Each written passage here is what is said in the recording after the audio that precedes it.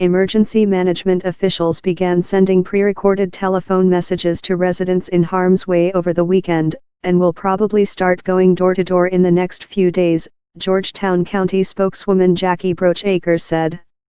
She said the estimated 6,000 to 8,000 people who live in that area are being strongly urged to leave on their own, although no mandatory evacuation has been ordered. The county plans to open emergency shelters at 7 a.m. on Monday, and hotels outside the flood zone in nearby Myrtle Beach are offering discounts for evacuees.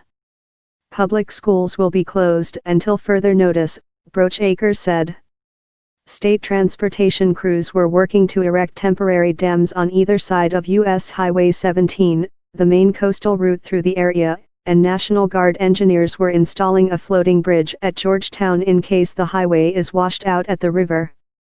The water is still rising there, said Bob Oravec, a meteorologist with the National Weather Service's Weather Prediction Center.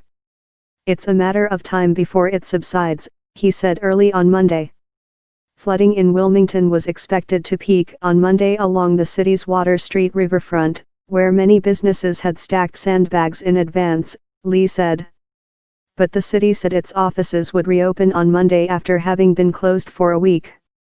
9 days after Florence came ashore, the National Weather Service said flooding would likely persist in coastal parts of the Carolinas for days as the high water crest of numerous rivers keeps moving downstream toward the ocean.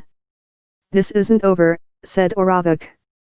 All that water is going to take a good while to recede, he said. Damage can still be done. It'll be a slow drop. The storm dumped 30 to 40 inches, 75 to 100 centimeters, of rain on the Wilmington area alone after making landfall nearby on September 14. Floodwaters have begun to recede farther inland. That left hundreds of dead fish stranded on a highway near Wallace, about 35 miles from the nearest beach, according to the Pendalee Fire Department, which posted video of firefighters hosing the fish off Interstate 40. Well, we can add washing fish off of the interstate to the long list of interesting things firefighters get to experience, the department said on Facebook.